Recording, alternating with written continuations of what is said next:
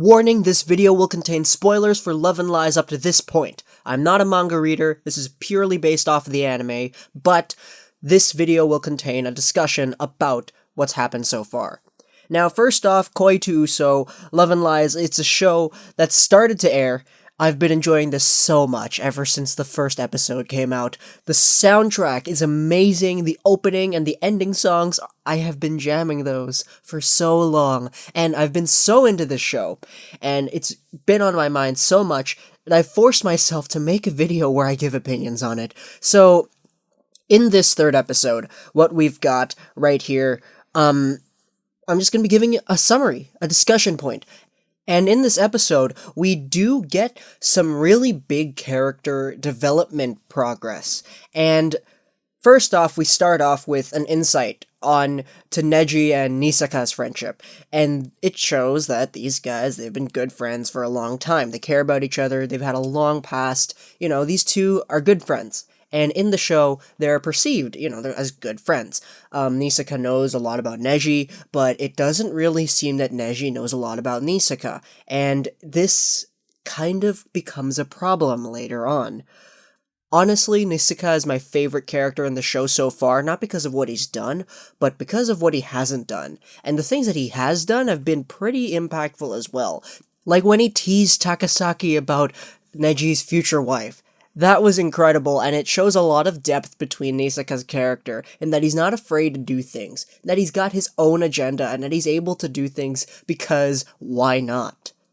Next up, we get ourselves Neji, Sanada, and to the audience's surprise, Takasaki all hanging out in Sanada's room. And it's here where Sanada truly enforces Neji and Takasaki to get together, telling them to kiss. And, since you've seen the episode, 'cause spoilers, you know what happens next.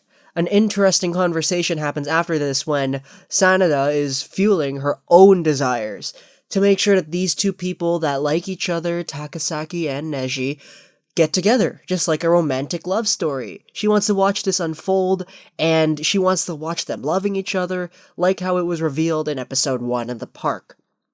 Takasaki, on the other hand, she doesn't really feel this way. She lets Sanada know that she might care about this in the future. And this shows that the two heroines of the show aren't on the same page in philosophy, and this will definitely become interesting as this show, as this episode progresses.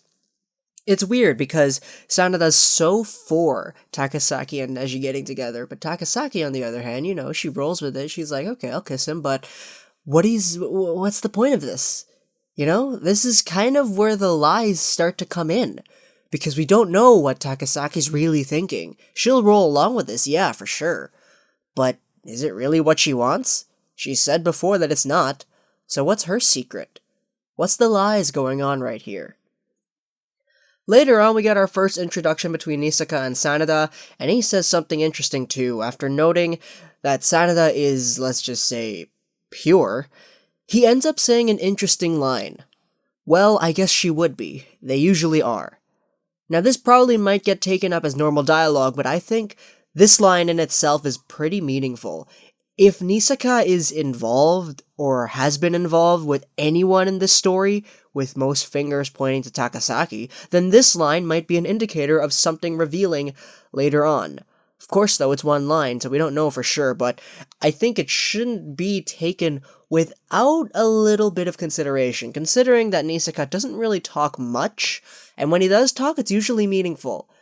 Take as the next thing that he says. Afterwards, we get probably the most important monologue of the entire show so far, as Neji and Nisaka are walking away from some Nisaka fans in PE. He mentions the freedom and the feelings, and how these are all obsolete in this version of Japan. That the notices and the government and all this stuff, these arranged marriages, these depict everything. All the girls who like Nisaka, quote, probably just want something to get excited about. And it makes sense. But why is this message so important? Well, let's take a look at the big current ship that everyone was on board with in episode 1. Neji x Takasaki. Now, Neji is the main character. So it's his head that we're going through. It's his experience that we witness. We follow him and his own thoughts. We all know how he feels towards Takasaki. He's had a crush on her forever. If it were up to him, he'd truly choose to be with Takasaki and potentially marry her. Their meeting at the park was an explosion of memories between the two, and Neji really let himself go. This is the main character we're talking about. This is the guy that we're following. This is the guy who we know, he's telling the truth. He loves her. Well, he's infatuated with her. He doesn't really love her because he doesn't really know her. On the other hand, we have Takasaki, who said that she has also liked Neji for 5 years. Afterwards, however, she says that she wants to be a part of his past, and that she wants him to be a part of hers. And on top of this, she gets upset when Neji still fluctuates and chooses Takasaki, and Sanada thinks of this as a problem.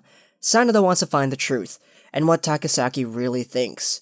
The name of the anime, Love and Lies, depicts that there's going to be some strong sense of both in the show. We've had our share of love, but now we're opening a can of lies. We don't know how Takasaki truly feels. She said herself that she's probably not the right girl for Neji. We know Neji and what he's been through. We know that he's been infatuated with her for so long, but we don't know Takasaki. Neji doesn't know Takasaki. He hasn't spoken to her for 5 years. It's a lust that they feel between each other, and it's not real love. Of course, we can give Neji the benefit of the doubt, because we've gone through his head, we've gone through his experiences, we know that he actually wants to be with her forever. On the other hand, we get this amazing few lines from Nisaka that goes over just how some people are looking for excitement. How these girls in PE don't really like Nisaka, and they're just looking for someone to fawn over. And I think these few lines will act as major foreshadowing for the remaining episodes of the series. Afterwards, we have a strong moment in the show where Nisaka and Takasaki stare each other down with death-inspiring glares. And this means that one of them knows something about the other, or that they know something about each other. My guess is that Nisaka for sure knows about Takasaki and Neji. First off, he's been with Neji for so long, there's no way he doesn't know, there's no way Neji didn't tell him once, hey, that Takasaki girl's pretty cute, And secondly, he teased Takasaki in episode 2 about Neji's signed wife. So there's no way that there isn't something that has already gone on between these two. What Neji doesn't know about Takasaki, Nisaka probably does. Nisaka's looking towards being my favorite character, I've already said that, because he's smart. He knows what's going on with these characters. He doesn't need to talk to them to be able to know what's going on. I'd assume that he doesn't really talk to Takasaki that much, because Neji brings that up a little bit later into the episode, but considering what he's done with Takasaki, how he's teased her in the past, how they've stared each other down in the past, there's something between these two. They know something about each other, and that is gonna be so dramatic later in the season. Next up, we have the second kissing scene of the show. First off, I'd like to say that I'm so happy that they reused the soundtrack from episode 1, but in a funkier, rockier type form. It's the same melody, the same beautiful composition that was so elegantly brought out through the strings of the violins in the park, but this time it's brought out through the strings of an electric guitar in the schoolyard. Hearing this music made me so happy. Now, talking about the kiss. Before this kiss and this scene happens, however, Neji tells Takasaki about Sanada's one kiss a day proposal, and Takasaki says that Sanada just doesn't understand. On top of that, Neji then asks Takasaki what she told Sanada, to which they get interrupted by a teacher, and Takasaki never tells Neji. She never tells Neji that she told Sanada that she isn't right for him. She doesn't tell Neji that she isn't on board with this, but she goes with it anyway. Caught up in the moment, Neji and Takasaki go at it once more as they did in the park. This is Kuzu no Honkai too, ladies and gentlemen, but this is incredible because it just shows even more lies. It's not really a lie, it's just getting blocked off from certain information.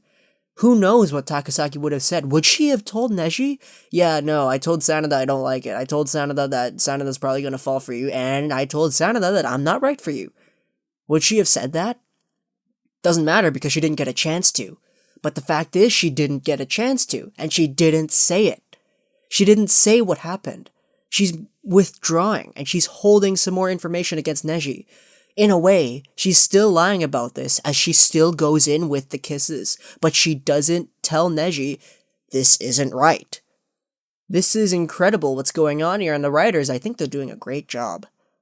While the kiss is happening, while the animation is beautifully showing what's going on, Neji has some inner thoughts, thinking about this being love, and pretending. He's lying to himself. This is another clash of love and lies. Afterwards, we get another big reveal, that Nisaka caught them. However, much to the delight of the audience, proving that Nisaka is probably the most important character in the series, he decides not to tell Neji right away. In the second most important moment of this episode, Nisaka does the big shocking thing. We got Yuri. You've seen the episode, you know what happens. Nisaka gives Neji a kiss while Neji's sleeping on a desk. This is an extremely important moment in the show, and there are a few things we can conjecture about this scene. The most logical guess would be to guess that, well, Nisaka, he's into Neji, which will add the first known guy into Neji's harem. If that's the case, then this show is setting itself up for some major drama later on in the series. I don't know what the policy is between homosexual relationships for the government in this show, but as the concept of the whole red strings of science is to increase birth rates, what Nisaka wants might probably get rejected. This shows an entirely new dimension into his personality, as he knows for sure the relationship between Takasaki and Neji. Neji doesn't know to what extent, but he must be starting to think that Takasaki and Nisaka have been in small cahoots as well, judging from the animosity seen in the previous moments of the show. Who knows, what is that Nisaka did? Did he do that because that's what he wants? Because that's what he's into? He's into Neji? Did he kiss him because he likes him? Did he kiss him because he's trying to steal a kiss from Takasaki? What's going on here? We can only infer, and really there are some incredible inferences of this show and this particular moment, and some of them I found on Reddit, I'm not gonna lie. If you want, I'll leave the link in the description to one particular Reddit thread in the comments section of To Uso and its episode 3's discussion forum. There's one particular thread that talks about Takasaki and Nisaka in the same way, and I'll leave that in the description because it's incredible. Show it up on the screen for now for a little bit. It's a bit blurry, but yeah. That's it. That's episode 3 in a nutshell. It was not a short video, but for those of you who did watch this video all the way through, thanks a lot, man. Like, honestly, I love this show so much right now, and I'd be willing to talk about this show for ages with anyone else who's willing to listen. So the fact that anyone out there is watching this video, listening to what I have to say, maybe commenting their own predictions and what they think in the comments, thanks, man. Honestly, thanks, man. Thanks, women. It's great. I love this show so far.